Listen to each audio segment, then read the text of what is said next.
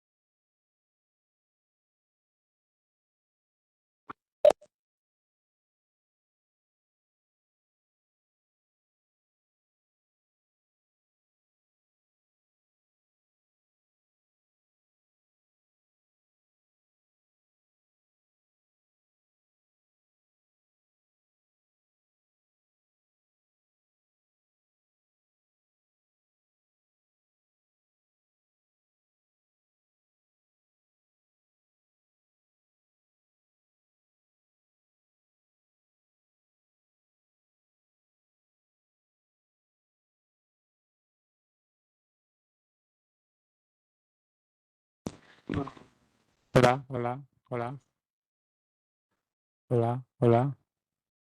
Este es el... Hola.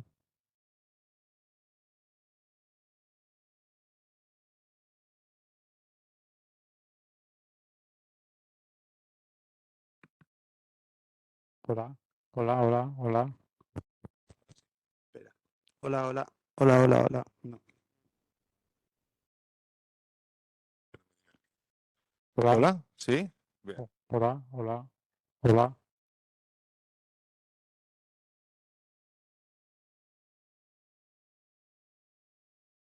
Hola, hola, hola, hola, hola.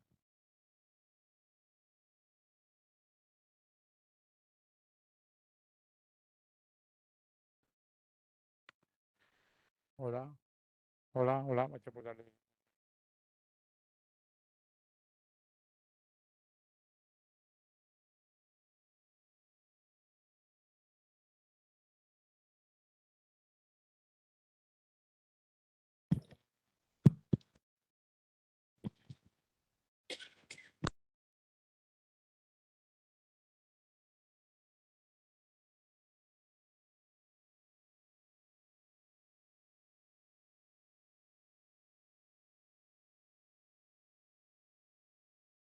Bueno, veremos a ver. Bueno, esto de aquí me sirve para que me oyan los que están conectados, ¿no? Y ya están conectados. Y ya están conectados, ¿no? Gracias. Buenos días. Buenos días.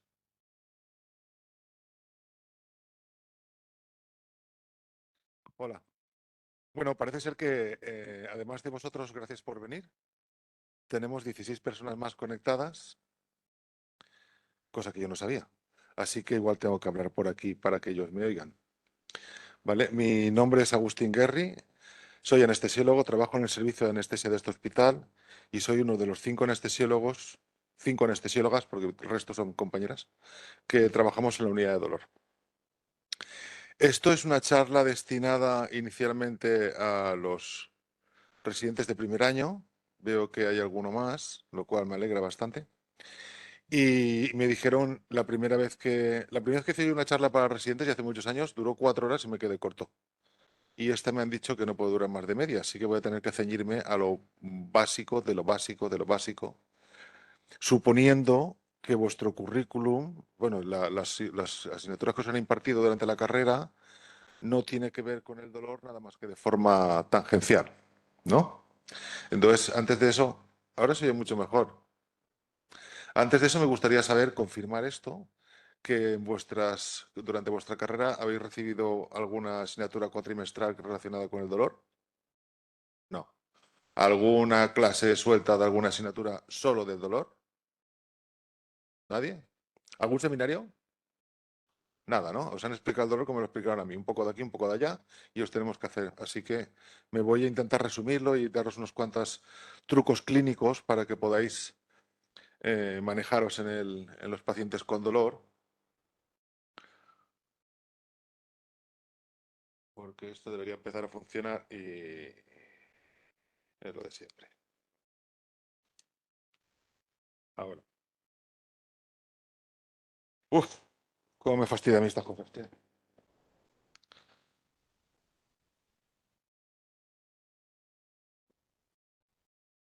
Vale. Inicialmente os voy a contar una epidemiología, unas cuantas cifras de urgencias, que es donde todos seguro que pasáis muchas horas de vuestra residencia. En urgencias, el 64% de los pacientes acuden por una razón u otra y tienen dolor. Y de este 64%, el 94% tiene un dolor agudo, moderado e intenso. Entonces tenemos que tener eso en cuenta, porque además el paciente que llega a urgencias no viene por gusto. Cuando yo era residente, a los que venían y aprovechando que estaban, querían que les viéramos por alguna otra causa, les llamábamos paciente pollaque. Pollaque, estoy aquí, que me vean, ¿no?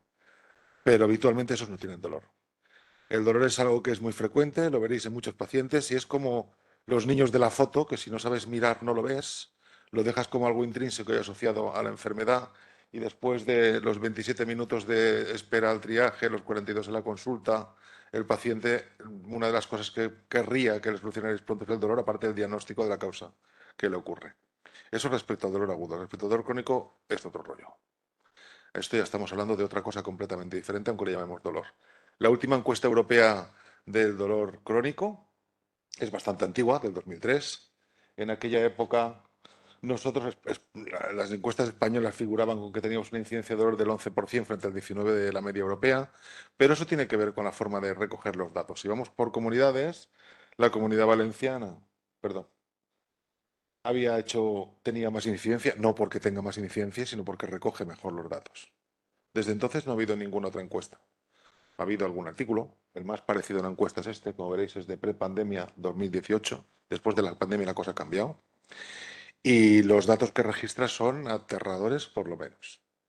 Como veréis, el dolor de espalda puede llegar casi al 50% en algunos países, en España supera el 40%, y por encima del 25% el dolor de los miembros superiores o miembros inferiores. Cuando vamos a las cifras, vemos que 40,96, 25%, 26%. Es decir, independientemente de vuestra especialidad, independientemente de la patología basal, independientemente del ánimo del paciente, tenéis que saber que la mitad de vuestros pacientes tienen dolor de espalda y una cuarta parte también de los miembros inferiores o superiores. Eso es importante porque los pacientes toman analgesia y cada vez más. Así que los tratamientos que les tengáis que prescribir tienen que tener en cuenta la interacción con los fármacos analgésicos, que son muchos y variados, de los cuales hablaremos. ¿Cómo se define el dolor? La última definición de la Sociedad Internacional para el Estudio del Dolor lo define como una experiencia sensorial emocional desagradable, eso es importante, asociada o parecida a la asociada con daño tisular real o potencial. Una definición escueta que tiene que tener una serie de puntualizaciones. En esta definición aumentaron con un par de puntualizaciones el enlace es este, si lo queréis. De todas formas, no tenéis que apuntar nada. Esto estará disponible en la presentación para vosotros.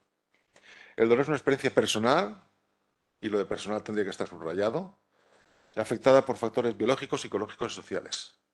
Es difícil interpretar el dolor o las consecuencias del dolor en un paciente basándose únicamente en nuestra propia experiencia.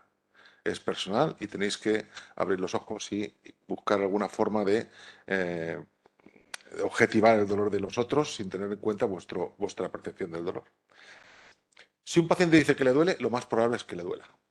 Esa expresión antigua que, por cierto, ya no se repite de no puede tener dolor con lo que le estoy dando, es un error. Si a pesar de lo que le estás dando el paciente dice tener dolor, lo más probable es que le duela. Y que no se pueda comunicar no quiere decir que no tenga dolor. Y esto es aplicable a los niños, a los pacientes con deterioro cognitivo, a las personas que tienen una lengua diferente a la nuestra de otro ámbito cultural, que no se pueden expresar adecuadamente. Y en la definición encierra diferentes conceptos que son básicos para entender el dolor. Cuando habla de sensorial, se refiere al fenómeno fisiológico por el cual una lesión se convierte en una señal eléctrica, en un potencial de membrana que viaja por las diferentes vías nerviosas hasta el cerebro, donde se hace consciente. Cuando habla de emocional, habla de todas las variables internas e íntimas de cada paciente que hacen que la vivencia sea personal y que provocan una serie de consecuencias u otras en el momento de su vida concreto. Y eso de parecido a la asociada con daño tisular hace referencia al dolor neuropático. Generalmente se entiende así. El dolor neuropático es otra cosa diferente al dolor nociceptivo. Son dos tipos, los dos grandes tipos de dolor según la fisiopatología que luego entraremos en detalle.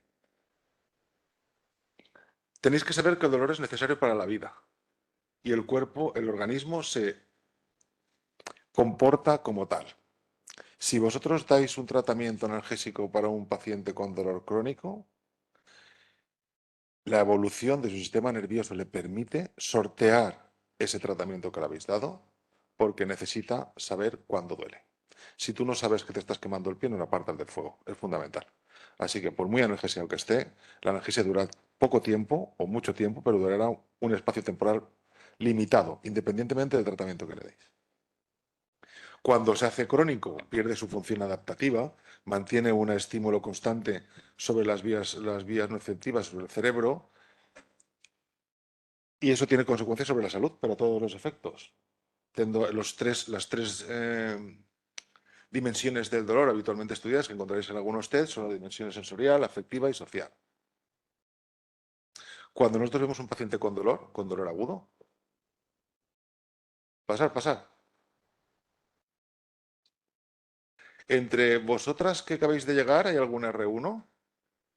Vale. Cuando un paciente tiene dolor agudo, el primer comportamiento, las primeras alteraciones que vemos en su psique es la aparición de ansiedad y alteraciones del sueño. Cuando se cronifica, la cosa empieza a complicar. Aparece movilidad reducida, el paciente evita ciertos movimientos, ciertos trabajos, ciertas relaciones sociales y el factor más importante es la depresión. En este caso ya hay una ansiedad.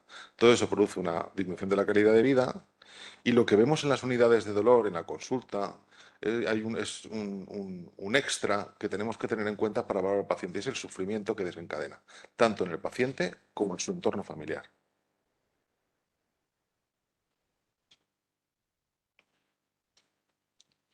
Dolor sabemos todo lo que es. Lo aprendemos antes de sonreír. Todos sabemos lo que es el dolor, pero todos sabemos lo que es el dolor nociceptivo. Cuando una persona cualquiera habla con otra de su dolor, no se para definirlo, ni a ponerle adjetivos, ni a explicar ninguna cosa rara. Sabe que el otro le entiende cuando se refiere a la palabra dolor. Como mucho habla de intensidad y de localización, pero nada más. Ese es el dolor nociceptivo. El dolor neuropático es otra cosa. Sin embargo, solo tenemos una palabra para definir experiencia desagradable, que es el dolor neuropático, dolor. Entonces, el paciente con dolor, cuando explica cómo es su dolor, siempre se empeña espontáneamente en ponerle una serie de adjetivos para que el oyente entienda que no es el dolor nociceptivo, que no es el dolor que todos conocen. Estos adjetivos se llaman descriptores, términos descriptores, hay listados en algunas páginas web y se deberían incluir en la historia clínica, porque no es lo mismo un dolor neuropático que se presenta con hormigueos que con la sensación de quemazón o como si me arrancaran la piel. Sin embargo, si queréis averiguar que tiene dolor neuropático, tenéis que dejarles hablar. Y lo que acaban diciendo es, no sé cómo explicarlo. Si un paciente está intentando explicaros cómo es su dolor y acaba con esta frase, podéis poner en la historia que probablemente tendrá, posiblemente no, probablemente tendrá dolor neuropático. Luego vienen las pruebas, la tomografía, la resonancia y demás para confirmar que efectivamente tiene una alteración neurosensorial, pero hay que pensar que tiene dolor neuropático. El dolor neuropático es una experiencia desagradable, que se considera un síntoma de lesión o enfermedad del sistema somatosensorial y característicamente se manifieste sin estímulo nociceptivo. Es generalmente espontáneo. Los mecanismos, pues alteraciones de la neuromodulación, conducción del estímulo receptivo, cualquier alteración de las vías que tengan que ver con el estímulo receptivo, en patologías desmielinizantes, en fin, en cualquier enfermedad del sistema nervioso puede aparecer un tipo de dolor que llamamos neuropático. Los términos descriptores específicos es importante que los tengamos en cuenta para hacer un diagnóstico y se caracteriza típicamente por falta de respuesta a los opioides. Esto no es verdad. Se caracteriza por una falta de respuesta a los opioides en el mismo grado que responde el dolor nociceptivo. Porque hay opioides que sí tienen efectos sobre el dolor neuropático. No entraremos en esta adhesión en ellos, pero el tramadol, el tapentadol, la metadona, la oxicodona están indicados en caso de dolor nociceptivo. La morfina no. Y es un error que muchos farmacéuticos cometían hace unos años cuando nos decían, bueno, es que como es más caro, vamos a quitar esto del plan del hospital y ponle morfina. Y digo, bueno, pues no, pues si viene con una radiculopatía, la morfina le va a hacer nada, intoxicarle más. Pero hay unos cuantos que... ¿Cómo lo diagnosticamos? Hablando. Ya no es cuestión de que aparezcan solo los descriptores, nos tiene que dar una pista. Hay muchos tests, pero el más fácil, que lo podéis encontrar en cualquier página web, poniendo DN4, dolor neuropático 4, 4 preguntas que hay que hacer al paciente para poder diagnosticarlo de una manera fiable. En la primera le preguntamos cómo es su dolor. Si tiene alguna de estas características, quemazón, sensación de frío doloroso, descargas eléctricas y contestamos sí o no. En la segunda pregunta, si en las zonas dolorosas, además del dolor, experimenta hormigueo, sensación de alfileres, entumecimiento o picazón. Picazón es prurito o escozor. El prurito viaja por el sistema nociceptivo. Cuando alguien tiene prurito, el sistema nervioso, las vías nerviosas que están funcionando son las nociceptivas. Así que, aunque se experimente de otra manera, tiene que considerarse como una variante de algún tipo de dolor. Y entonces contesta sí o no. La tercera pregunta consiste, tenemos que explorarle, le exploramos en la zona dolorosa y le preguntamos si tiene hipoestesia al tacto o a los pinchazos. Un sí o un no. Y lo último, si el cepillado produce pinchazo. Con 3 sobre 10 ya tenemos el dolor neuropático. Pero esta última, del cepillado, tiene que ver con la existencia de alodinia. Si un paciente tiene alodinia, solo alodinia, y en este test solo aparece alodinia, lo más probable es que tenga dolor neuropático. La alodinia es un síntoma, un cambio cualitativo de la percepción de los estímulos propioceptivos y dolorosos. El otro término muy utilizado en el dolor neuropático es la hiperalgesia. La hiperalgesia aparece con un aumento de los receptores, disminución del umbral, es decir, lo que dolía sigue doliendo, duele más y duele antes. Y la alodinia es cuando lo que no dolía empieza a doler. Es un cambio cualitativo que tiene que ver con variación en la percepción del estímulo que tenía que ser por las fibras A beta y que es un estímulo que tenía que ser transmitido por las A delta. Este tratado del dolor, que es es un tocho de casi 1000 páginas, que es el mejor del dolor, cuando habla de esto de la alodinia, utiliza una frase que a mí me pareció muy poética, ¿no? Decía, la alodinia es cuando la caricia se percibe como dolor. Eso lo veréis con todos los pacientes que vengan a consultaros con un herpes zóster. Suelen ser personas que vienen con la pieza de ropa más fina, suave, blandita y agradable al tacto, y cuando le estás haciendo el análisis te dicen, es que hasta esta camisa, cuando me toca, me duele. La caricia del tejido se convierte en dolor, como decían los del tratado este. Eso seguramente lo habéis oído todo. Si lo pasamos a gráficas, que es lo que nos gusta a los médicos, veríamos que en una gráfica donde vemos la respuesta del estímulo, la intensidad del estímulo, aumento del estímulo, aumenta el dolor en una intensidad proporcional a la intensidad. Cuando hay hiperalgesia, la línea normal se desplaza a la izquierda. Hiperalgesia sería la parte en la que a menor estímulo duele más, lo que duele duele antes y duele más, y la alodinia, aquella parte de los estímulos que no tenían que ser dolorosos que lo son.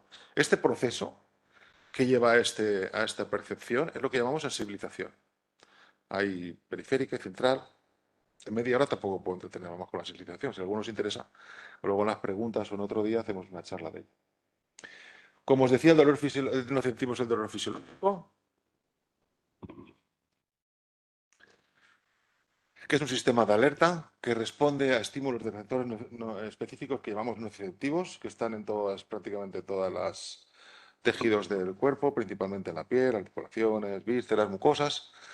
Se forma una protección de membrana que viaja por las neuronas de la vía nociceptiva, se codifica, se transduce y podemos diferenciar el somático, que es el músculo esquelético, que es muy fácil de describir, es muy fácil de localizar, es relativamente fácil de tratar, y el visceral, que es transmitido por las vías autonómicas. Es más difícil de definir, tiene que ver con las vísceras, aparece sin lesión, por distensión o isquemia de una víscera también aparece, lo sabéis de sobra, pero es dolor nociceptivo. Ahora os enseñarán lo que toca, pero cuando yo era residente había juntos que a los cólicos nefríticos les ponían, y a los cólicos les ponían un relajante de la musculatura lisa y punto pelota. Es nociceptivo, tiene un dolor intenso, hay que poner morfina, le ponemos morfina, además de lo demás. Responde a los opioides el dolor visceral. Y por otra parte, si atendemos al perfil temporal, tenemos el dolor agudo, esta definición es de hace casi 25 años, que sigue vigente, la respuesta fisiológica esperada ante un estímulo adverso, químico, mecánico, térmico, relacionado con una cirugía, trauma o enfermedad aguda. Aquí no hay nada que objetar. Respecto al dolor crónico, todos habréis oído, que dura más de 3 o 6 meses, ¿sí o no? ¿Quién no ha oído esta definición? ¿Quién no la ha oído bien? ¿A quién le parece correcta? A todos os parece correcta. Una enfermedad crónica sé que dura más de un tiempo determinado, ¿no? 3 o 6 meses es un límite que podemos tener en cuenta para definirlo, bastante arbitraria, pero clínicamente puede quedarse corta. A mí no me gusta para nada, aunque tengo que cumplir en algunos casos, esta articulación no me gusta. Es demasiado tiempo, demasiados casos. Hay otra que me gusta más, y esta tiene 30 años y no se prodigó tanto, de Bonica, del gran Bonica, el que fue el fundador del tratamiento de dolor como hoy lo hacemos. Dice que el dolor crónico es el que persiste más de un mes del curso habitual de una enfermedad aguda o del tiempo razonable de curación de una herida o lesión. Y esta segunda parte es la más fácil de explicar, sobre todo a los quirúrgicos. Hace 15 años nos costaba mucho, pero lo entendieron rápidamente. Las inguinodinias y las dolor neuropático cicatricial por las cesáreas nos llegan precozmente, porque si tuvieron que esperar 3 o 6 meses, cuando teníamos que esperar ese tiempo lo teníamos muy difícil. Y eso se refiere a lo del tiempo razonable de curación de una herida o lesión. Cuando alguien se opera de una cesárea, una hernia inguinal, que son más frecuentes que producen dolor crónico, o de otro tipo de intervención, se va a su casa, lo sabéis, le citan a las 2 semanas, valoran cómo está la incisión, si no la tercera semana, y les quitan las grapas. ¿Correcto? ¿Sí o no? Vale. Cuando le quitan las grapas, no tiene que haber dolor. Cuando aparece dolor neuropático posquirúrgico, cuando le quitan las grapas, hay dolor. Y esto, si no se conoce esta definición, se puede interpretar, bueno, hasta que no pasan 3 meses, en ese momento no tenía que haber dolor y ya lo hay. ¿Qué pasa, por ejemplo, en una paciente de una cesárea, que es lo más traumático desde nuestro punto de vista? Son mujeres jóvenes que acaban de parir, que llevan casi un mes en casa con los niños o el niño, en fin, liadas en otras cosas más importantes que ellas mismas, donde ese dolor que aparece en la cicatriz, que no se ha pasado nunca, cuando le quitan las grapas, dicen, bueno, no te preocupes, ya se te pasará. Y siguen viviendo. Pasa un mes, pasan 2 meses, el dolor aumenta, es neuropático, tienen que modificar sus prendas de ropa porque no pueden ponerlas encima de la cicatriz y cuando se incorporan al trabajo no pueden porque no pueden estar sentadas, la ropa que llevan no se adapta y entonces llegan a la unidad de dolor después de 6 meses y para quitar el dolor por cicatrizar las pasamos canutas. Sin embargo, si vienen al mes, cuando están quitando la grapa, cuando la enfermera dice, ves a hablar con el ginecólogo no la manda, las posibilidades de éxito en el tratamiento son muchas y precoces. Entonces, la definición de el tiempo razonable de curación de una herida de lesión, después de lo que os he contado, espero que lo tengáis presente en vuestra vida profesional, porque si algo nos cuadra de la duración, esto hay que preguntarlo, con cualquiera, con las unidades de dolor cada vez habrá más, y empezar a poner tratamiento, aunque sea farmacológico, aunque no sea intervencionista, porque finalmente lo primero que hacen es infiltrar la herida, que no siempre es lo más adecuado. Pero lo que sí que hay que dar es algún fármaco específico de dolor neuropático. El problema con las cesáreas es la lactancia, pero hay que intentarlo. También hay que considerar como dolor crónico el que no es continuo, que tiene exacerbaciones y periodos cortos asociados con enfermedades crónicas de larga duración. Tenemos que diferenciar entre dolor y nocicepción. no podemos inferir que haya dolor en un paciente porque hay una alteración electromiográfica por el traslado de un potencial de membrana por las neuronas. El dolor es algo personal que tiene que ver con las vivencias, la neurociencia es otra cosa. La neurociencia se puede medir, el dolor también se puede medir, pero a través de lo que nos cuenta el paciente. Es una experiencia personal. Así que para estudiar el dolor tenemos que abstraernos y buscar las diferentes fases de producción. Tenemos la transducción, que es el mecanismo por el cual una lesión a nivel periférico desencadena un potencial de membrana a través de la secreción de diferentes neurotransmisores, histaminas y demás. La transmisión es el mismo traslado a los centros superiores por diferentes fases y diferentes estaciones intermedias. La percepción, que suponemos que es en el córtex donde se hace consciente. Y luego la neuromodulación, que supone un viaje inverso para conseguir regular la percepción del dolor. Y es subconsciente. La neuromodulación es lo más importante en el tratamiento del dolor. El primer punto de conexión, el asta posterior. La mayoría de las células nociceptivas se hacen dos sinapsis, una en el 1 y en el 5, pero también en la número 2, en la que unas neuronas son neuromoduladoras. Soy jóvenes, pero vosotros sabéis quién es Cajal, ¿verdad? El premio Nobel. ¿Quién no? ¿Sabéis por qué le dieron el premio Nobel? ¿Quién no lo sabe? Lo sabéis todos. Señalo a uno y que me diga por qué. ¿Sí? Venga, un voluntario, que me diga por qué le dieron el premio Nobel a Ramón y Cajal. Demostró algo de las neuronas, una pista. Demostró que las neuronas no se tocan en las sinapsis. Demostró que existía la sinapsis. Y ahora una anécdota graciosa. Utilizó una tinción de tinta china. Las imágenes son espectaculares, están en la web porque es muy bonito, se ven las células negras, se ve cómo están distanciadas y la función de la tinta china fue un invento de un tal Golgi, que fue el que describió el aparato de Golgi, y el premio Nobel fue compartido a pesar del cabreo de Golgi, porque utilizaron mi tinción para descubrir una cosa que estaba en boga. La cuestión es que Cajal utilizó neuronas muy pequeñas. Utilizó las neuronas de la lámina 2. Las llamaremos neuronas de Cajal porque luego volveremos a hablar de ellas, ¿de acuerdo? Sí, ya sabéis todos lo que pasó con Cajal y demás. ¿No lo explican en la facultad? ¿En Historia de Medicina sigue siendo una asignatura o no? Sí, pues tú tendrás que explicar, ¿no? A lo mejor que le dieron el premio con Golgi no, pero lo demás sí que tenía, no sé. Bueno, la cuestión es que todos los estímulos nociceptivos son contralaterales, pasan por el tracto espinotalámico, ascienden hasta el tálamo. En el tálamo hay una serie de confluencias, el tálamo el gran desconocido. Ni los neurocirujanos saben lo que pasa en el tálamo. Ni los neurocirujanos saben lo que va a ocurrir en el paciente cuando meten el bisturí dentro del tálamo. Sabemos todas las estructuras, los núcleos, cómo se asocian las células, pero lo que pasa dentro, cómo viajan los diferentes estímulos, los diferentes potenciales de membrana para luego distribuirse por el resto del cerebro, no tenemos ni idea.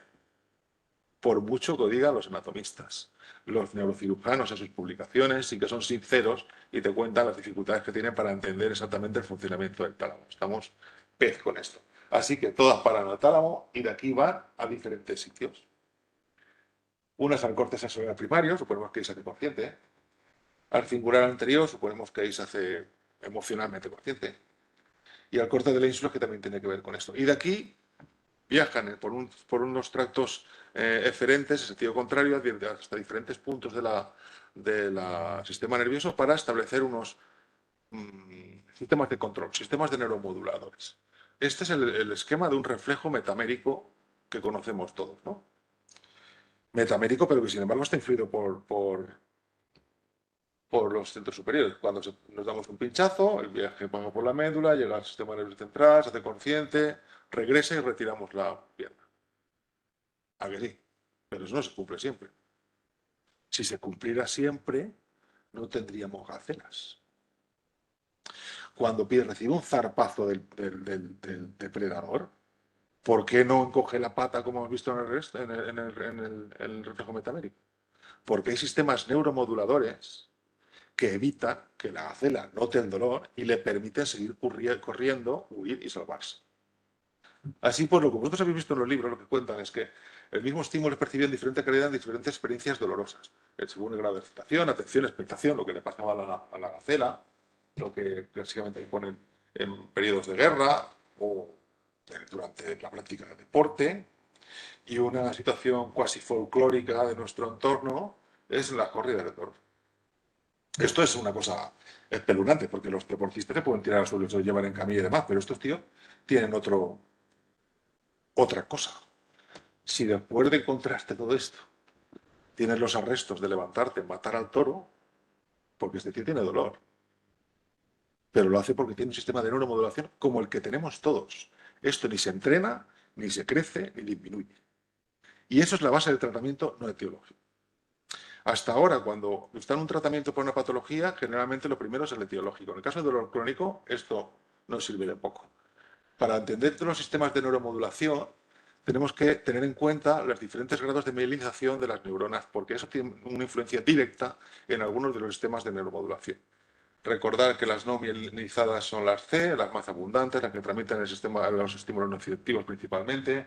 Las A beta también son un poco más rápidas, también están mielinizadas. Las que están muy mielinizadas son las de la sensibilidad propioceptiva, que son las más rápidas. Volvamos a Cajal. La primera teoría que expuso un sistema de neuromodulación fue de estos tíos, de Ward y Mersac, que no son médicos. Uno es psicólogo y el otro creo que es fisiólogo o algo así. Del año 65. Mecanismo de dolor, una nueva teoría. Y hablaba de la teoría de la puerta de entrada, que espero que hayáis oído hablar, y si no, a partir de ahora tendréis que decir que sí que habéis oído hablar. Este es el esquema que dibujaron. La genialidad es que dedujeron que tenía que haber un sistema de control intermedio entre los estímulos de diferentes neuronas o diferentes sistemas que regulara de forma negativa su acceso al sistema central. Y que este sistema de control estaba regulado por una forma ambivalente en función de la neurona que lo tocaba. Eso es la puerta de entrada. Y eso se ha demostrado que existe. Y existe en el asta posterior de la ventana. Este sería un asta posterior. Tenemos las finas, azules, que llevan el dolor, las gruesas, que llevan la sensación propioceptiva, que contactan a nivel de la lámina 2 con las células de Cajal y a nivel de la lámina 5 con las células que entonces se llaman de Purkinje y que sirven para poder transmitir el sistema nervioso central. Esta es la primera estación, la primera parada de los potenciales de membrana. Las dos estimulan las células de Purkinje para que se transmitan y sigan para arriba el estímulo que sea, tanto si es proyectivo como el otro. Pero las de Cajal las inhibes. Las de Cajal cierran la puerta. ¿Vale? Y las de Cajal se ven estimuladas de forma diferente por unas que por otras. Las dolorosas las inhiben, por lo tanto dejan la puerta abierta, y las propioceptivas las activan cerrando la puerta. Este sistema de neuromodulación, a niveles prácticos, lo vemos todos los días del año en todos los parques infantiles. ¿Qué hace un niño cuando se cae? Y se hace daño en la rodilla, además de llorar. Se frota la rodilla.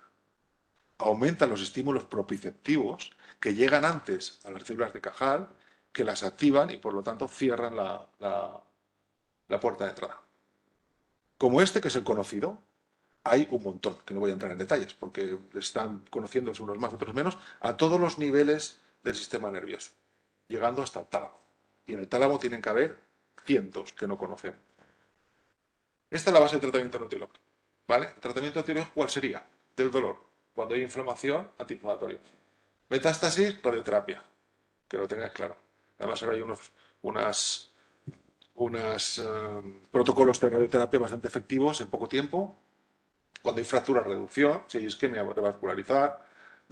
Conseguir una descompresión o aumento o disminución de la isquemia, de extensión de vísceras en caso de las vísceras, o de la relajación en caso de contracción muscular. Estos serían los tratamientos etiológicos. Como veréis, son tratamientos que son muy periféricos, excepto la radioterapia y la reducción,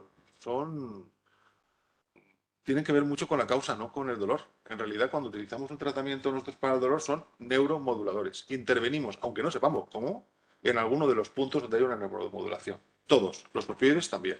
Es un error muy común. Los opioides no es tratamiento etiológico, es neuromodulador. Entonces, entre ellos tenemos fármacos opioides, los adyuvantes, los llamados adyuvantes, que son los inhibidores de las neurotransmisores de la serotonina, noradrenalina, antiepilépticos, antidepresivos. los biológicos que utilizan principalmente reuma.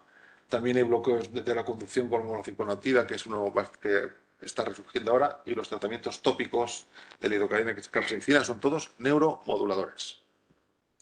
Y ahora pasaremos a lo que más interesa, que son los fármacos que utilizamos. Yo no voy a hablar mucho de los antiinflamatorios, tenemos un montón. No sé, me imagino que en cada patología se utilizan unos más que otros, los que son más inflamatorios, menos antiinflamatorios, más analgésicos. Las dosis cambian en el mismo fármaco. Los utilizaremos como tratamiento único cuando el dolor es leve, como tratamiento asociado a otro opioide menor cuando es moderado grave, segundo o tercer escalón.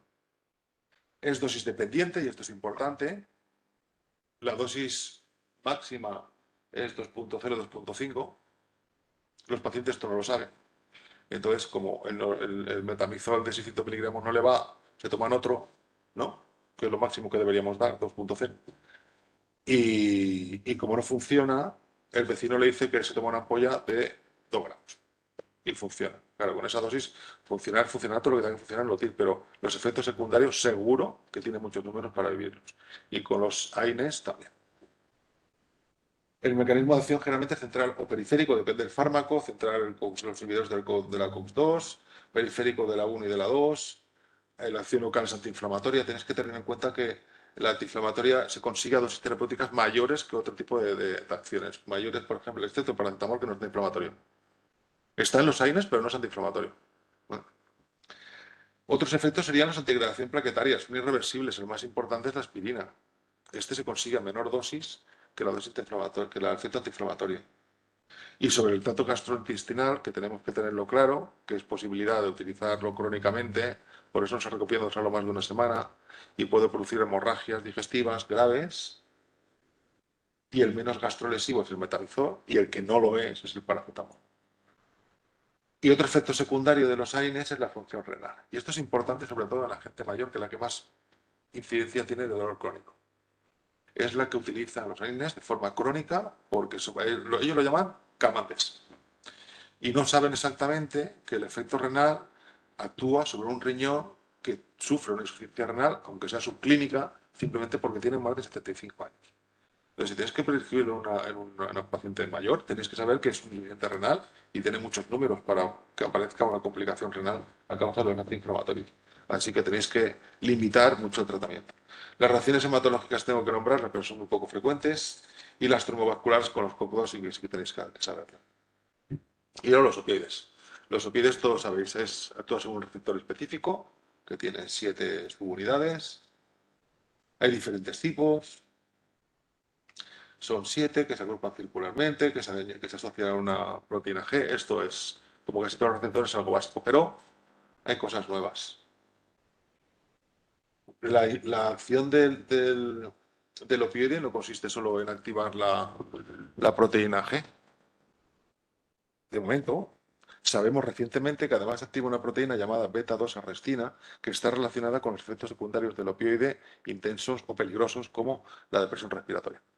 Así que yo no sé si lo llegará a ver, pero en vuestra carrera profesional aparecerá un laboratorio que os venderá un opioide que activa la proteína G, pero no activa la beta-2-arrestina. Con lo cual podremos usarlo fácilmente perdiendo el miedo a la depresión respiratoria y con menor incidencia en náuseas, que es un inconveniente del tratamiento. Luego, lo que nosotros sí que sabemos ahora es que no todos los opioides se fijan a las 7 unidades. Tienen se fijan a diferentes unidades cada uno de ellos. En este caso, por ejemplo, está dibujado la buprenorfina y la metadona, que es lo que me utilizan para el dolor oncológico. Todos producen analgesia, pero el hecho de que no se unan a todas a las mismas subunidades, suponemos que es la causa por la cual podemos conseguir una analgesia efectiva sustituyendo un opioide por otro, que llamamos rotación. Cuando un opioide, y esto seguro que, bueno, no sé si lo habréis oído hablar, cuando un opioide llega a una dosis máxima recomendada y aparecen efectos secundarios, o no aparecen efectos secundarios, pero hemos llegado a esa dosis, es recomendable cambiarlo por otro. Si presenta efectos secundarios y lo cambiamos a una dosis menor, produce analgesia y desaparecen los efectos secundarios, esto puede dar a pensar que es algo paradójico, porque no ocurre en muchos más fármacos, pero nos permite ir tratando un paciente con opioides durante toda su vida, ir cambiándolos sucesivamente en función del efecto secundario. Y esto es un criterio clínico, porque el criterio administrativo dice que los opioides no se pueden dar más de 6 meses, pero esto fisiológicamente sí que se podría dar. Así pues, los cambios sutiles en la activación del receptor pueden explicar las diferencias sutiles en la farmacología. Llegaremos a un momento en el que podremos y sabremos qué opioides, en función de las partes del receptor que se unen, podremos combinarlos. Este artículo fue del 2016.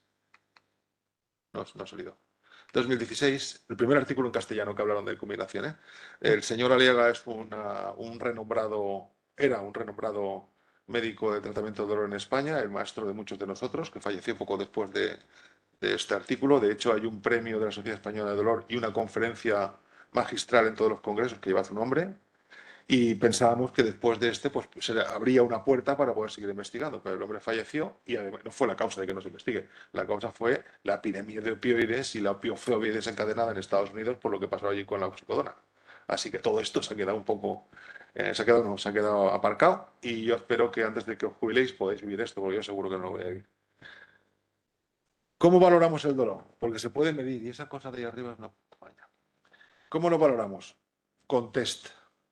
Puesto que es algo personal, tenemos que interactuar con el paciente y preguntarle cuánto. La escala más conocida, que seguro todos conocéis, es la escala visual analógica, EVA. El EVA, correctamente, es una línea dibujada en un papel sin marcas. Esta. De 10 centímetros de longitud, que es lo adecuado. Y el paciente marca, en la parte de arriba pone máximo dolor, en la parte de ausencia de dolor, marca dónde tiene el dolor. Luego lo medimos y llegamos a un valor. Como esto es un engorro, se diseñaron estas escalas, que os he dado una a cada uno, que por un lado pone el peor dolor imaginable y por otro no dolor. La escala es antigua, pues, pero me quedaban en casa y digo, voy a llevármelas para dárselas. Y por el otro el valor, ¿vale? Lo ideal es dárselo al paciente que no vea el valor. Y vosotros traducís ese número a la historia clínica, porque es eficaz, ¿de acuerdo? Que él vea el valor tampoco significa gran cosa, porque aprende rápidamente. No sé hasta qué punto os creéis esto de que esta escala sea eficaz. ¿Os lo creéis o no? ¿Lo habéis puesto en práctica? ¿Os lo han dicho y vais a pie juntillas? ¿Vosotros no interaccionáis conmigo o qué? A ver, ¿a quién la ha utilizado en urgencias? ¿Esta o la verbal analógica, la que le preguntan de 0 a 10? La verbal analógica. Esta es más robusta, la otra también puede sustituirla, ¿vale? Y los otros tenéis que hacer un acto de fe. Pues os voy a explicar una anécdota que a mí me cambió. Cuando yo era residente hace 1500 años, en el trabajo de residencia me encargaron, en mi hospital estaba en aquel momento, era uno de los pioneros en la analgesia obstétrica. Y, y la cuestión es que me tocó vencer el trabajo y era de analgesia obstétrica porque habían inventado un monitor, un tocógrafo portátil que se podía llevar en un palo y la paciente podía caminar con él en el palo. Claro, lo de la analgesia obstétrica era bastante reciente. Los ginecólogos estaban acostumbrados a que cuando una mujer se ponía de parto la mandaban a caminar por el pasillo del servicio. Cuando yo era estudiante, el servicio de ginecología del Clínico de Valencia estaba lleno de mujeres con una barriga grande, un señor que la acompañaba y un palo con el gotero, para arriba, para arriba, abajo, caminando. El que tuviéramos que tenerlo monitorizada y además tuviéramos que poner la peridural para que no le doliera y que no caminara, a los gines no lo llevaban muy bien. Así que cuando surgió este monitor, que es lo que ellos necesitaban, decían, a caminar. Y la analgesia, buscaron la vida. Y ese trabajo es el que tuve que hacer yo. Entonces diseñamos un estudio, una técnica para lo que hoy se llama working analgesia, que es conseguir que los pacientes sin dolor durante el parto puedan caminar. ¿Vale? Y en aquel momento teníamos 3 tipos de pacientes en el paritorio. No había un consentimiento informado. Venía pim pam y se ponía. Ranca. No había que preguntar. Hacía alguna analítica y poco más. Teníamos 3 tipos. Las pacientes nacionales, que hablaban perfectamente de nuestro ámbito cultural y podían explicar o que tú podías creer que entendías el dolor que tenían cuando conversabas con ellas. Las pacientes musulmanas, que expresan el dolor de otra manera, porque las musulmanas que venían de fuera, no las musulmanas españolas, porque en aquel momento no había un gran punto de musulmanes. Entonces, las musulmanas españolas, las que venían de fuera, expresaban el dolor como si estuvieran arrancando la piel desde un EVA de 4 hasta un EVA de 10. Igual, gritaban lo mismo. ¿Vale? Y luego venían mis heroínas particulares. Unas pacientes que no hablaban castellano, que eran generalmente de Nigeria.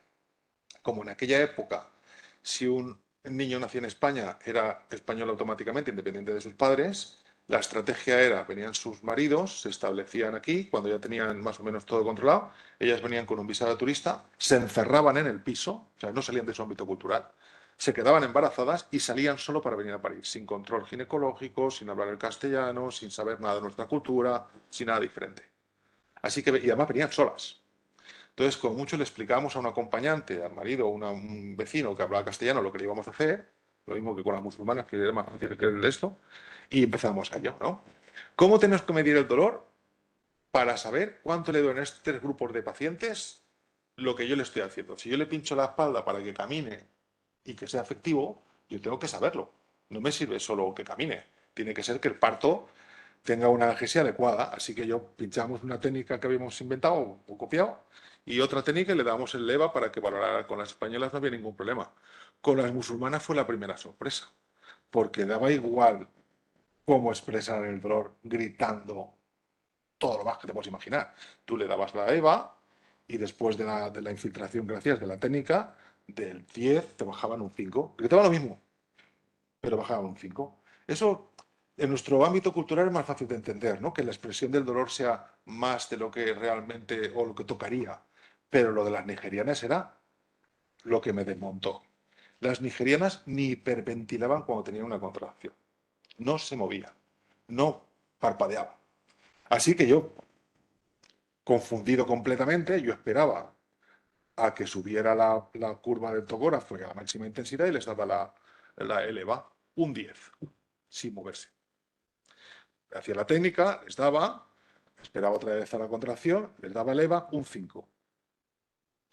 Y tuve que aceptar que el EVA era igual de válido en cualquier ámbito cultural si sabían manejarlo y en cualquier tipo de expresión de dolor. Daba igual que lo expresaran de una manera muy ostentosa, como que se callaran con mis heroínas nigerianas, que no disparaban ni una, como que fuera lo que estamos habituados en nuestro ámbito cultural, que es importante. Que sabemos de nuestro ámbito cultural, pero tenemos que suponer que otros ámbitos lo expresan de forma diferente. Así pues, el EPA es la herramienta que perderéis, porque estas cosas se pierden, pero que deberéis utilizar siempre o deberéis utilizar siempre con un paciente con dolor. Los niños medio transparentes de la primera diapositiva se convertirían en un objeto de tratamiento si a todos los pacientes le preguntáis ¿cuánto te duele? De 0 a 10, de 0 a 5. Y lo notáis en la historia. Eso obligará a todos los médicos que pasan o que ven a ese paciente a valorar el cambio de intensidad y a dar un tratamiento analgésico adecuado. Esta más o menos es parecida a la que tenéis. La verbal simple, que no es la verbal numérica es de 0 a 10, la verbal simple utiliza palabras. Yo os aconsejo que utilicéis 5 palabras diferentes para luego multiplicarlo hasta llegar a 10 más fácil. 5, y tenéis que adaptar las palabras a la lengua materna, no, a la lengua mejor comprendida por el hablante.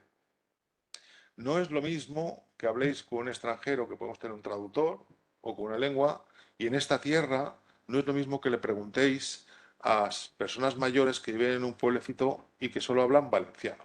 ¿Hablan castellano? Sí, se expresan en castellano, entienden el castellano, pero a la hora de elegir valoraciones de estas es más complicado. Así que lo mejor es que le dejéis hablar en su propia lengua y lamentablemente estáis obligados a entenderlas. No tienes por qué dominar la lengua, pero sí por lo menos lo mínimo para poder comunicar con vuestros pacientes.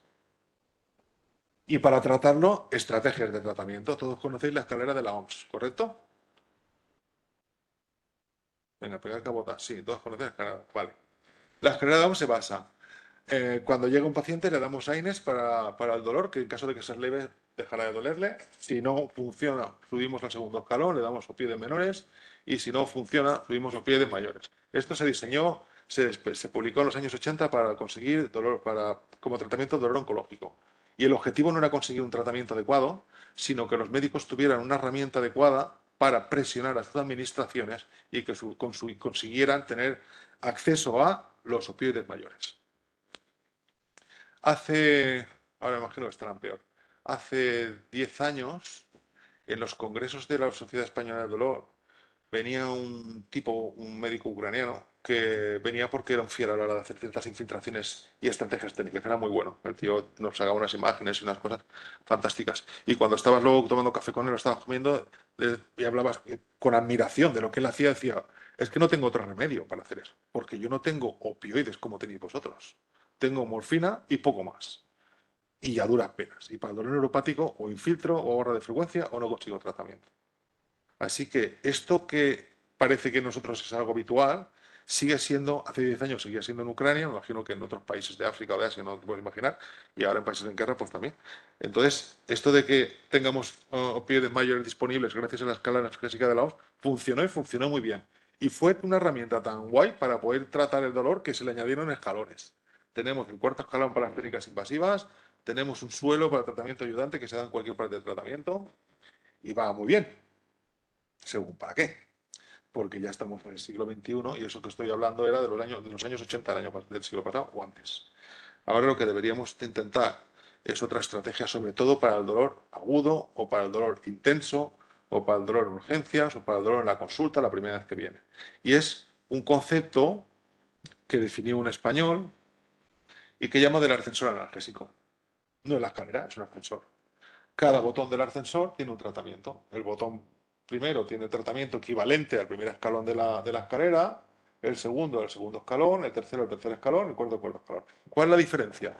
Que nosotros saltamos los escalones hasta el botón que el paciente nos dice. ¿Cómo nos lo dice? Con el EVA. Un EVA menor de 4, primer escalón. Un EVA menor de 7, segundo escalón. Un EVA mayor de 7, tercer escalón. ¿Y esto por qué? Porque si practicamos la escalera de la OMS, sobre todo en urgencias, cuando lleguemos al dolor intenso, cuando el paciente con el cólico nefrítico de repente se lleve una buena dosis de morfina y pueda estar mejor, habrá pasado por los 3 escalones. Los analgésicos antiinflamatorios y 20 minutos de espera mínimo a ver si son efectivos. Y el jaleo que hay en urgencias, este 20 minutos se prolonga. El tramadol y otros 20 minutos o más todavía. Y cuando llegamos a la morfina, le hemos puesto antiinflamatorios que no necesita, tramadol que interaccionará con la morfina y con otros opioides y que tampoco necesita, y hasta el paciente 2 horas y pico con un dolor intenso que podemos tratar. Entonces, esto solo sirve para titular el tratamiento basal en un paciente crónico, para ir buscando la dosis adecuada y llegar a un punto donde mantenemos el equilibrio analgésico. Pero como tenemos que tratar el dolor, tenemos que utilizar el ascensor. Pero necesitamos un EVA. Claro, si no tenéis el cartoncito, tenemos que preguntar, tenemos que apuntar la historia. Por eso he insistido tanto en lo de EVA, por eso lo he contado lo de las nigerinas aerolíneas mías, porque es importante que todo esto de la valoración sea una cosa que tenéis que incluir en todas las historias. Y esto es lo práctico. ¿Cómo empezamos el tratamiento? Pues con esto aquí poco más que enseñar. El tratamiento en urgencias, ¿eh? Empezamos con el AINE, paracetamol de ketoprofeno o metamizol, cuando el paciente nos dice que tiene un EVA menor de 4. El opioide en función de la intensidad, si es menor de 7, entre 4 y 7 ya damos tramadol. ¿Podemos dar AINE? Pues sí, podemos dar AINE, porque generalmente algún mecanismo de inflamación hay. Si no lo hay es cuando lo podemos evitar, pero en general no se evita. ¿Qué dosis de tramadol? 100 miligramos cada 8 horas o cada 12. En la ficha técnica pone 400, pero a nivel crónico más de 300 yo no daría. Antes subimos un escalón más. Y si el dolor es intenso, directamente le pedimos que le pongan el tratamiento que sea y en la misma hoja de tratamiento, morfina. Morfina que en urgencias tiene que estar vigilada o monitorizada porque podemos conseguir un efecto secundario que es la depresión respiratoria. Entonces, la dosis es de 1 o 2 miligramos cada 2-3 minutos en quirófano y os he puesto 5 o 7 porque con urgencias tiene que ser más por la dinámica de urgencias, pero bueno, se tendría que ser menos. Cuando ya lo tenemos más o menos controlado, lo mandamos a la planta y la misma pauta, pero pondrían endovenosa, excepto en el dolor intenso. Aquí ya no podemos poner morfina. ¿Por qué? Porque no lo podemos vigilar tanto en planta como en urgencias. Hay menos disponibilidad de enfermería, menos disponibilidad. Entonces, ¿cuál damos? La petidina, cuyo único tratamiento, una indicación es el dolor agudo o intenso en medio hospitalario y se utiliza la petidina porque el efecto secundario más frecuente no es la depresión respiratoria, es la náuseas y vómitos, lo cual a los pacientes les fastidia bastante, pero no tenemos depresión respiratoria. Por eso se da. Y se pauta a 25 miligramos mínimo cada 6 horas de forma subcutánea o endovenosa, como queráis. Luego hay diferentes fármacos que consiguen eliminar el dolor y esto ya no es el tratamiento en urgencia, ya es el tratamiento que vosotros veréis cuando venga un paciente con dolor crónico, que puede ser de todos estos. Desde los anticonvulsivantes como la pregabalina, la gabapentina, la clozamida, clonazepam, valproato, talasemida, la amitriptilina. La amitriptilina es un antidepresivo tricíclico cuya única indicación es de la familia de los antidepresivos tricíclicos, cuya única indicación es el dolor neuropático. Dosis mínimas 25 miligramos. aunque veréis muchos pacientes de esta zona, sobre todo mayores, cuya dosis es de 10 miligramos, porque el efecto secundario de la metriptilina es muy intenso y muy desagradable y los pacientes suelen abandonar el tratamiento si no les avisas. Luego también los corticoides, que es lo que nosotros hacemos también mucho en la unidad de dolor, modificadores de la enfermedad oncológica reumatoidea. Y previo al tema domiciliaria, si conocemos la etiología y no precisos servicios hospitalarios, tenemos que trasladar el tratamiento endovenoso a tratamiento oral con AINES, opioides, tramadol. Si tiene un dolor intenso, no lo podemos mandar a casa. No deberíamos poder mandarlo a casa. Y la otra opción es lo que nosotros hacemos en la unidad de dolor, que no voy a entrar en rollos, voy a poner una diapositiva. Si queréis, si os interesa mucho, un día podemos hacer una charla solo de esto, que al fin y al cabo es lo que me gusta hablar. Entonces ahí hacemos tratamientos farmacológicos especiales, por llamarlo de alguna manera, que son perfusiones endovenosas de lidocaína, ketamina o otro tipo de fármacos, colocación de parches cutáneos, principalmente la capsaicina, porque los de lidocaína se pueden utilizar a nivel domiciliario. La capsaicina al 8% hay que manejarlo con cuidado en un ámbito hospitalario, porque solo despegar el adhesivo, el vapor produce conjuntivitis. Os lo aseguro porque yo he tenido varios cuadros de conjuntivitis por la potencia. Así que hay que ir con cuidado, hay que protegerse con gafas y demás. También hacemos punciones diagnósticas o terapéuticas que llamamos con infiltración de toxina botulínica, de corticoides, de ozono, que implementaremos en breve. Las funciones diagnósticas o terapéuticas son diagnósticas y no terapéuticas cuando tenemos que confirmar el punto de abordaje, no la etiología, sino el lugar donde tenemos que, el target, la diana.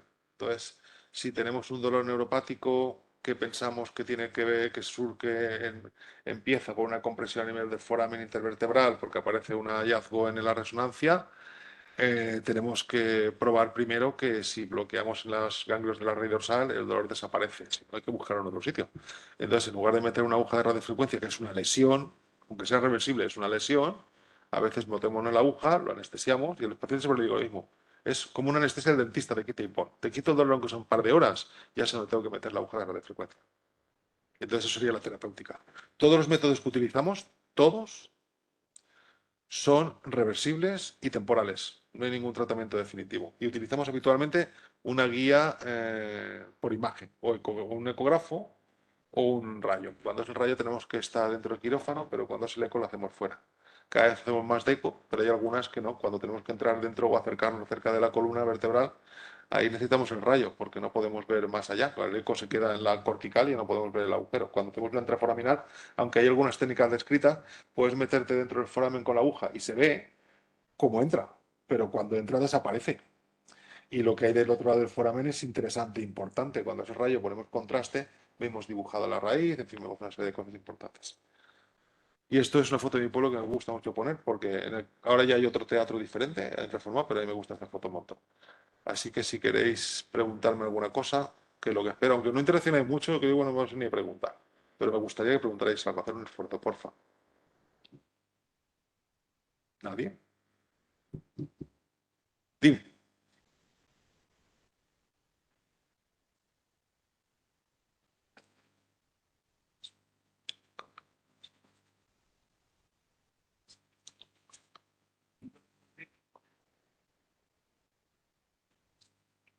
Por eso él se reunió,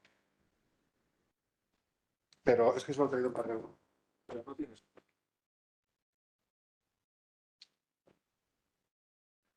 Prueba.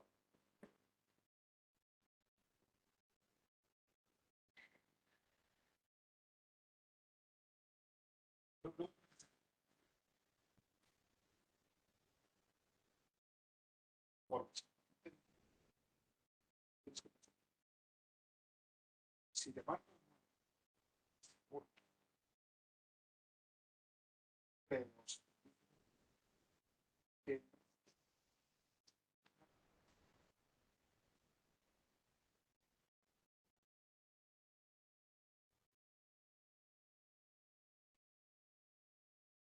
si está-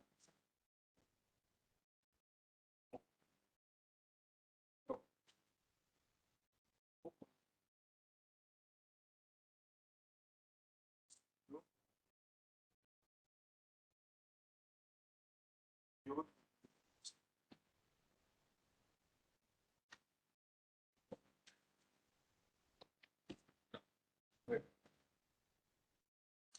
Es una opinión que hay que respetar, pero mi opinión, después de todos estos años haciendo dolor, es diferente a la tuya, a la mía y de muchos. Y hace unos 15 años surgió una iniciativa en la mayoría de las sociedades de dolor del mundo en la que se planteó la analgesia y el alivio del dolor como un derecho. Y creo que por ahí estamos. Entonces, vosotros viviréis la legislación en la cual, si no aliviáis el dolor adecuadamente, estaréis cometiendo negligencia. Entonces, si el paciente tiene un hipodolor intenso y toca opioides mayores, toca opioides mayores.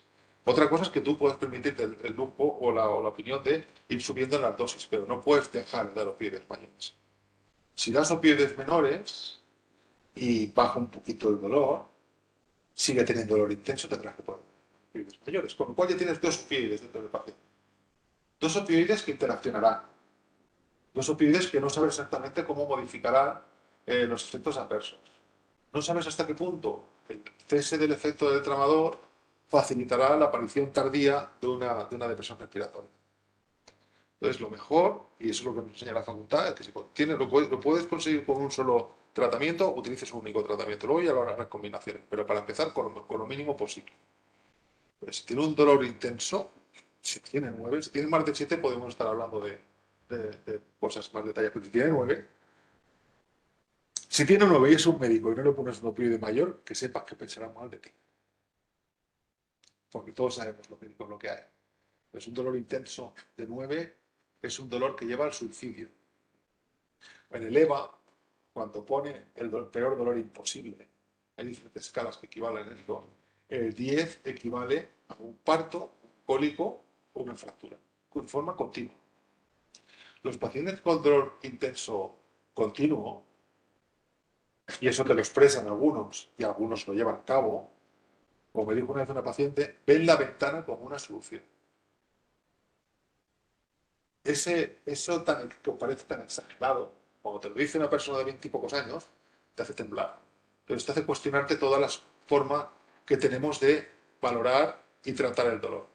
Si es capaz de pensar en el suicidio, y por si tenéis pacientes que lo son, por la intensidad del dolor, no podemos dudar en pasarnos en todos los métodos analgésicos necesarios para conseguir que deje de pensar en el suicidio. Independientemente de que algunos fármacos pueden producir ideas suicidas, que son la mayoría de los clonazepam, la cosamida, todo esto, pero solo con dolor intenso. Eso es algo que ahora no lo viváis nunca porque es difícil de digerir cuando te dicen algo así. Más preguntas, más.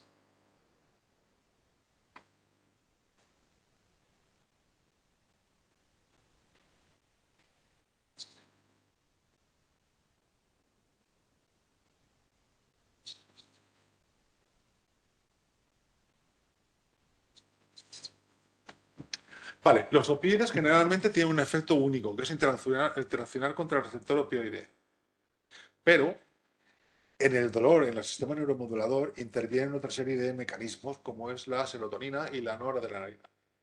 El tramador tuvo mucho éxito cuando salió al mercado porque alivió el dolor de una manera sorprendente para ser un opioide.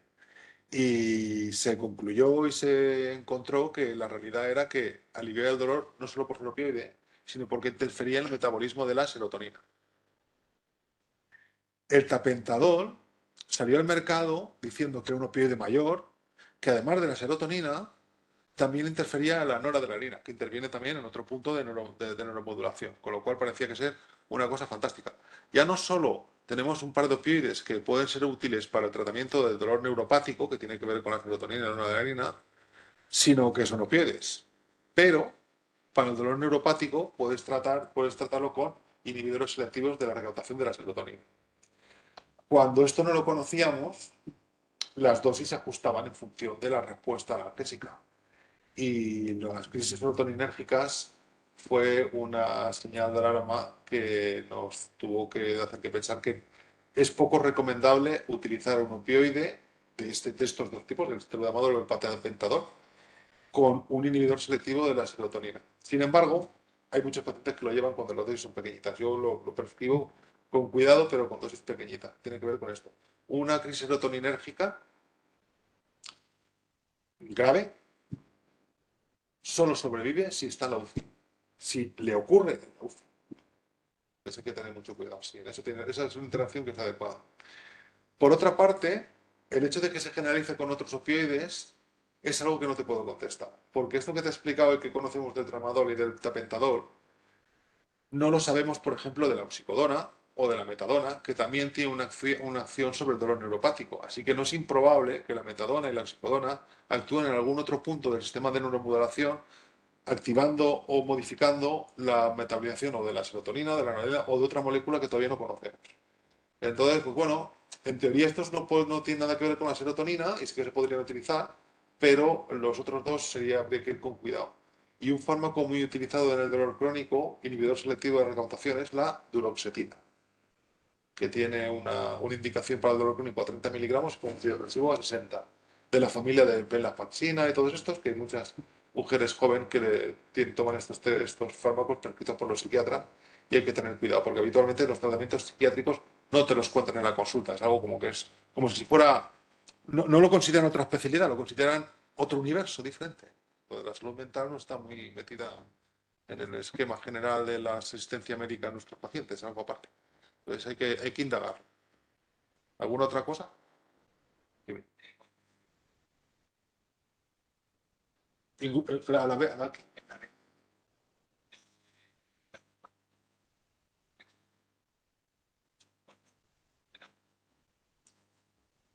Anestesia. Que me pinches algo. Bien, bien.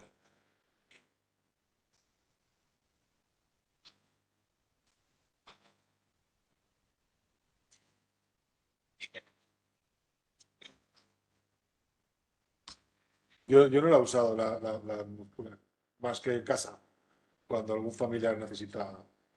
Bueno, en urgencias sí, pero es que hace muchos años que no hago urgencias. Entonces, yo cuando hablo con los compañeros de urgencias siempre les hago la misma pregunta, ¿no? ¿Por qué no la vía endovenosa? Y la respuesta es la misma, porque tenemos tantas enfermeras como para ser mucho más fácil hacer un intramuscular. Y acabas haciendo el intramuscular porque organizativamente no tiene los recursos adecuados para poner toda una vía y tumbarlos y demás.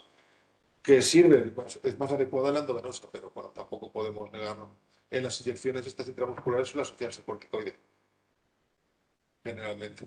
Ahora ya está fuera del mercado, pero hace unos años había una asociación de fármacos que se llamaba Incitan, que por suerte la han retirado, que los pacientes venían y te pedían la marca concretamente. Píchame esto. Duraban 2 o 3 días la analgesia y volvían después. Esto ahora ya no es tan frecuente, pero antes en las historias clínicas, cuando echabas un vistazo a las urgencias, veías las visitas cada 2 o 3 días en los pacientes que estaban lista de espera de la unidad de dolor y un poco de da pena que haya tanto esta terapia. Tendréis disponible no sé dónde, pero en Docencias Tirando donde tendréis la charla instalada. ¿Alguna cosilla? ¿No?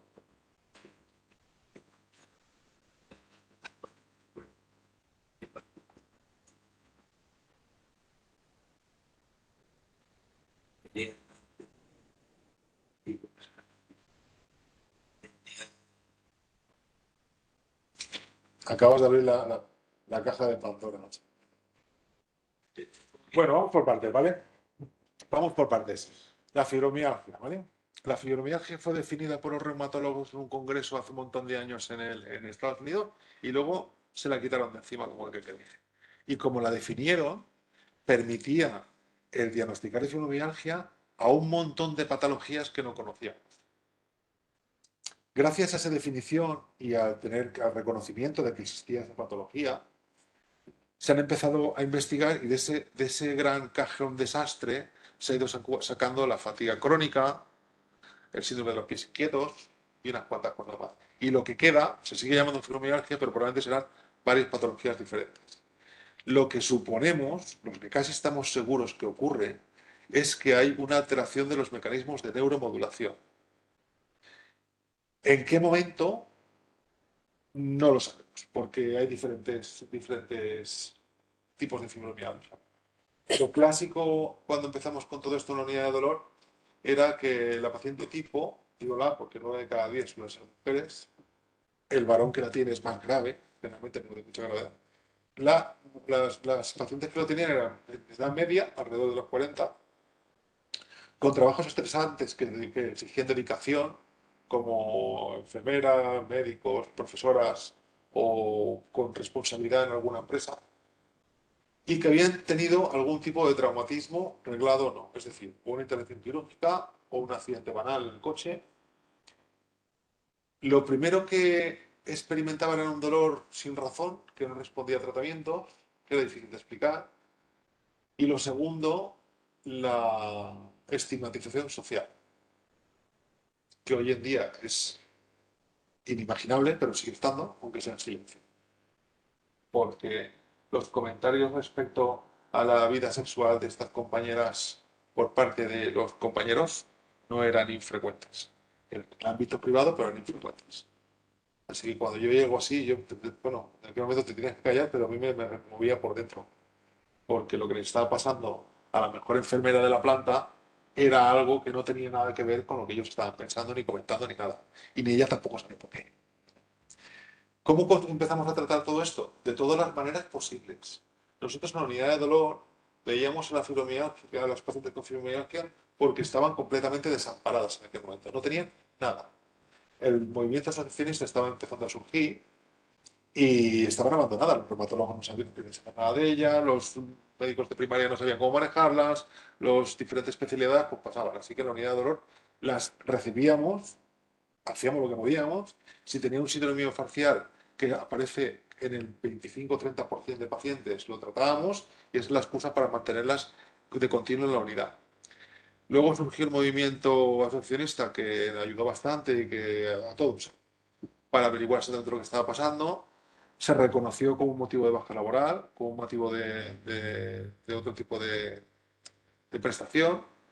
Lo volvieron a asumir los reumatólogos y llegó la avalancha de lista de espera y en este momento en nuestra unidad de dolor no vemos fibromialgia porque no tenemos tratamiento que darles a ellas y es otro tipo de especialistas que lo tienen que tratar. Cuando estaban desamparadas sí y alguna de esas pacientes todavía viene, oye, ¿por qué no me quieres ver ahora? Digo, porque es otro. Entonces es que estaba sola. Venías con una... Y lo hacíamos de todo. Empezamos con paracetamol, empezamos con tramadol, llegamos a probar tapentadol, múltiples infiltraciones. Ahora les estamos dando, en algunas funciona y en otros no, infiltraciones, tratamientos endovenosos con lidocaína o con ketamina. La ketamina es un neuromodulador cuando trabaja en dosis. Y bueno, estamos consiguiendo en algunos casos un tipo de analgesia incompleta, porque el punto en el que la neuromodulación está alterada no es conocida todavía. Entonces, si el mes pasado, estuve en una webinar de estas de fibromialgia y dice lo mismo que hace 10 años, hace 5, excepto algunas novedades respecto a tratamientos endovenosos. A mí me sonó aquello mucho a filosofía poco experimental, o sea, cosas de... No llegamos exactamente a saber exactamente por qué funciona. Hay una vía abierta que puede solucionar mucho, que es la estimulación transcraneal, que eso tiene una historia de 2 o 3 años como mucho, y que por ahí a lo mejor podemos conseguir algo más. Por lo menos creo que podremos conseguir la diferenciación, el diagnóstico diferencial de los grupos de la fibromialgia de alguna patología concreta, porque la palabra fibromialgia va a quedar ahí para todo este tipo de dolor neuropático espontáneo central atribuido a una sensibilización de una razón no conocida y que se secundaría una alteración de la neuromodulación, creo. No creo que te he contestado a tu pregunta, pero te he puesto un poco en el lujano. ¿Qué hacemos con la fibromialgia? Tener paciencia, entender que sufre, pues es que no puedes hacer nada, tío. Paracetamol, dejar que le puedes poner algún tipo de ansiolisis y que se vayan a casa, si me permite la expresión, jodida. Lo que funciona, lo que sí que realmente funciona es, y no sé cómo, porque no me he metido, yo he hecho alguna charla al principio en alguna asociación, pero el pertenecer a una asociación y la implicación en esa asociación está directamente relacionado con la calidad de vida, no con la calidad de la analgesia, pero sí con la calidad de vida. Entonces llega un momento en que una paciente que viene atormentada porque el dolor no le deja vivir, cuando ha pasado el tiempo, y porque al principio nosotros les dábamos la tarjeta de alguna asociación cuando íbamos surgiendo, ¿no? Y yo decía, ¿cómo estás? Y dice, me duele lo mismo, pero estoy mucho mejor. Porque al fin y al cabo llega un momento que cuando el dolor no lo puedes tratar, Lo que sí que tienes que intentar tratar es el sufrimiento.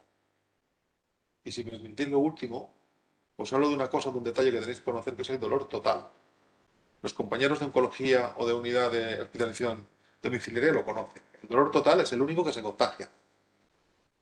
El dolor total es el que engloba a la parte afectiva de la familia, es decir, el sufrimiento, la segunda o tercera diapositiva, del paciente y de la familia. Un ejemplo de dolor total práctico que yo pongo cuando hablo de él para que sepáis de qué va, es este dolor que se experimenta cuando viene un paciente grave, terminal, a urgencias, que lo trae la familia después varias veces, que llega allí a urgencias que ya está, que lo que quiere es descansar. Este término, los últimos días de la vida. Y de repente llega un enfermero o enfermera y van a poner una vía, le ponen la vía y el paciente hace una mueca de dolor. ¿Quién salta? ¿Quién protesta? ¿Quién se queja? Su familiar que está al lado. No le ha dolido, pero la reacción es como si le hubiera pinchado a él. Esa carga afectiva que tiene el dolor en el entorno es lo que llamamos dolor total y se contagia, vamos, es lo único que se contagia. Y es difícil de manejar, porque el paciente que protesta no es el que le duele. A ese extremo lleva la implicación del dolor crónico. Entonces, simplemente si consigo dejar esa semillita en vosotros para que sepáis que es algo muy importante en la vida de nuestros pacientes y cada vez más frecuente, ya me doy por satisfecho. Y si no queréis preguntar nada más, me están esperando el chico. Dime.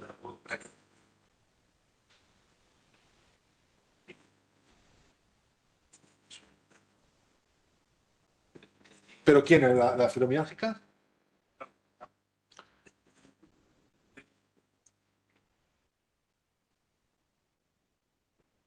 Bueno, a ver, yo también tengo una opinión respecto a la tuya. Yo, hace 20 años empezó, vosotros no lo habéis vivido porque somos jóvenes, empezó una campaña bastante interesante que tenía que ver con lo de conseguir que el alivio del dolor fuera un derecho y todas estas cosas, y que había métodos para conseguir quitar el dolor. Hay muchas unidades de dolor privadas que se anuncian en la web como Vivir sin dolor, en fin, una serie de cosas que, ¿no? Y una iniciativa oficial institucional era Hospital sin dolor. Joder, el tío de marketing, tío, acertó con la frase porque se llevó hasta el límite y la gente lo entendió. Lo entendió literalmente. Vive sin dolor. En aquella época, hace 20 años, el dolor estaba asociado a la vejez. Tú sabías, eras consciente, estabas seguro que cuando envejecieras y cada vez se llegaba a más edad, ibas a tener dolor. Pero los pacientes que en aquel momento tenían 60 años, que estaban trabajando y no tenían dolor, les llegó el mensaje. Ahora los tengo en la consulta con 80 años, me dicen, es que esto no puede ser, yo no puedo vivir así, que me quites el dolor. El dolor no puede estar asociado a cualquier fase de la vida. Esa idea se arrancó efectivamente y ya lo estamos sufriendo. Entonces, no es que toleren menos el dolor, es que exigen lo que les hemos dicho que pueden exigir.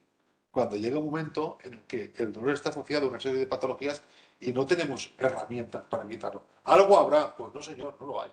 Esa conversación la tengo yo todos los días en la consulta, por lo menos con un paciente. La ciencia avanza mucho, algo tendrá. Pues si usted no lo sabe, pregúntelo a otro que sepa. En ese plan, en ese plan. Y cuando les quitas el dolor, otros hoy me lo han acertado, eso se llama la tierra. Pero sí, ellos están. Esa idea ha calado bien, tiene un marketing, tiene que haber por un monumento, porque se han hecho millonarios, no debería, pero para nosotros es un auténtico problema. Claro, tenían que haber hablado de vivir con menos dolor o intento de aliviar el dolor, pero vivir sin dolor, el sin con mayúsculas, les llegó más hondo del tálamo y ahí se quedó de vivir. Así que estoy completamente de acuerdo.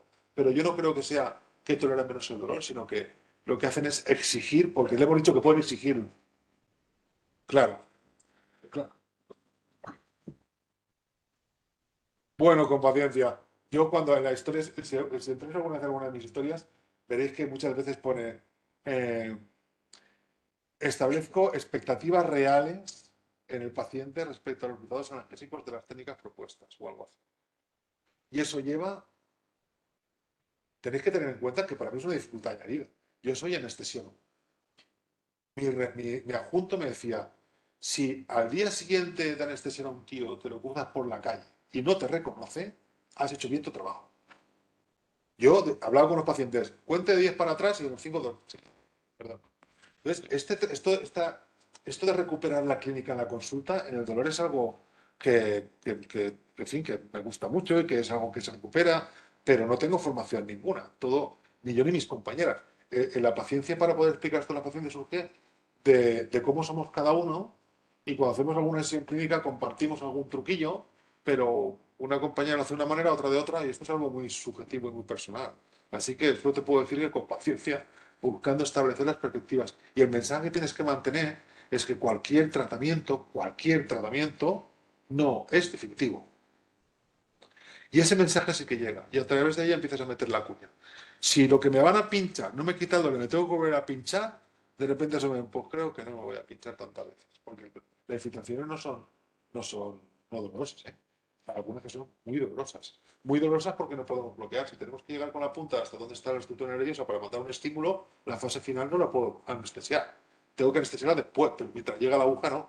Y bueno, yo lo he experimentado y es una EVA de 10 eso.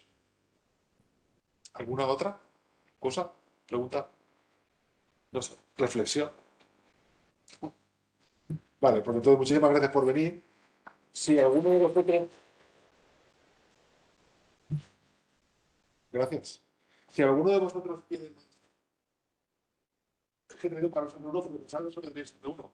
El que haya venido, os dejo aquí y las cogéis, ¿vale?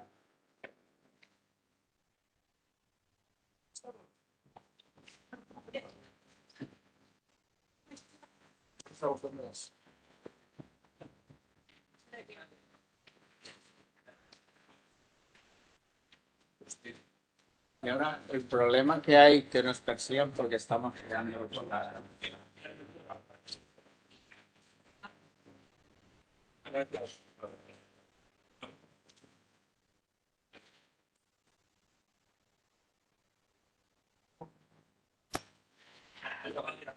Yo te digo una cosa.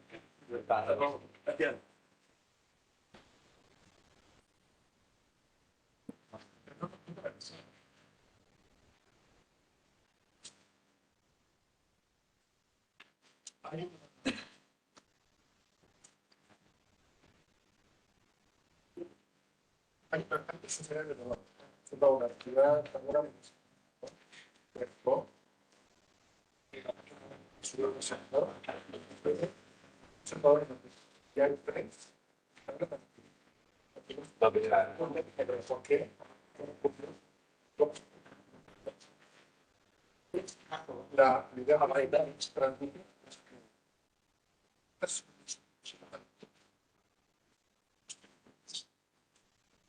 no van a buscar un sitio de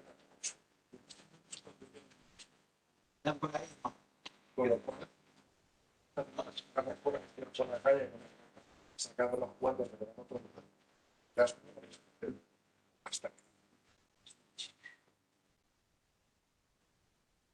pero eso ya no depende de nosotros, depende de los caminos.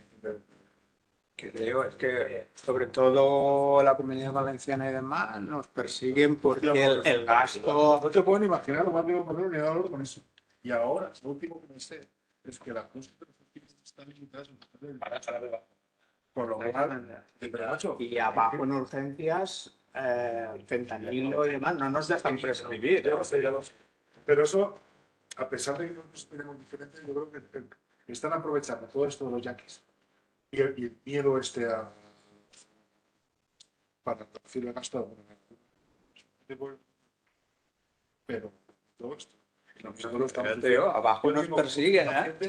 Vengo con muchos pacientes que dicen, mi médico me ha dicho que usted me lo puede recetar. Digo, pues yo no te puedo recetar lo mismo que él. Mi módulo de prescripción es el mismo que él. Si no puedo apretar el botón, no puedo apretar. Y eso ahí sí que prestar reclamación. Sí, no puedo apretar. Yo soy el residente de medicina interna. Solo quería hacer un par de comentarios. Gustavo. Encantado. Sí, he escuchado hablar de usted.